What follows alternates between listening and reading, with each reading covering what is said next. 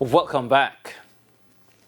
London 2012 Sprint Double Olympic silver medalist Johan Blake and track and field analyst Dwayne Extol have come out swinging in response to comments by International Olympic Committee President Kirsty Coventry that she does not believe in paying athletes for participating at the Olympic Games.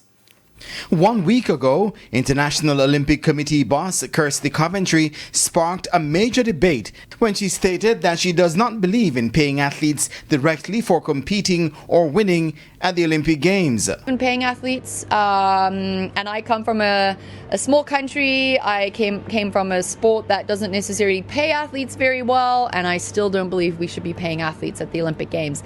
Now, I do think we should find more ways to directly impact athletes and to find ways to directly help them on their journey to becoming Olympians while they're Olympians and as they're finding ways into their new career transition.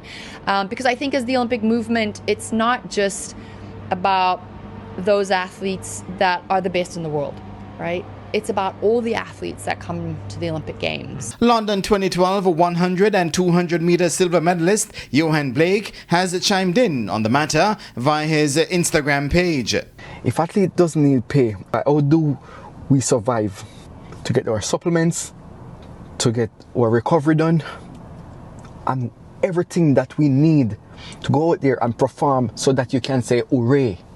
It's not easy to get up each and every day slaving that body, putting that body through to a rigorous program that we are running out there to break world records or to make everybody cheer or to make us superhumans to you people out there. Yes, she's talking about she coming from an era where they don't pay athletes. You cannot look at it like that. Everybody is different. We need to survive, and the cost of living is already hard.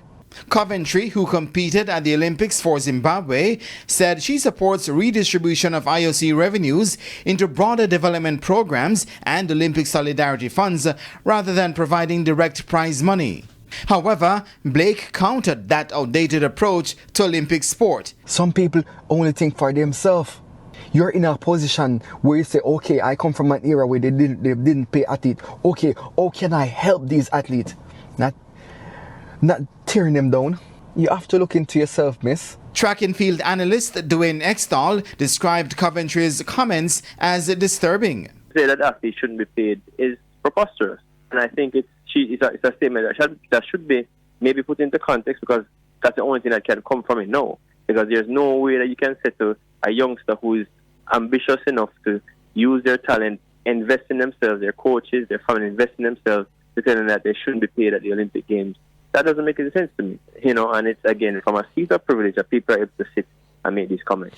Extol, who was speaking on Fame 95 FM's Sports Grill, said he also believes that there was no foresight in the IOC president's comments. It's alarming as well, because you think about the athletes who make the events possible, make the meets possible, because without sponsorship, these games don't happen.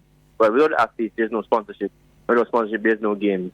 Without the games, they don't have any position to call themselves president or head of association. So they have to think about it beyond the limits of the nose bridge and look beyond that. Because sometimes when you have privilege, you don't understand, and you're not readily able to accept that others are going through a particular set of struggles that you can't relate to. In January, the sports and politics websites reporting about figures from the 2021 to 2024 Olympic cycle indicated that more than $55 million was paid to IOC directors. It further stated that was much more than the top-tier Olympic federations, to include World Athletics and others, receive from the IOC revenues.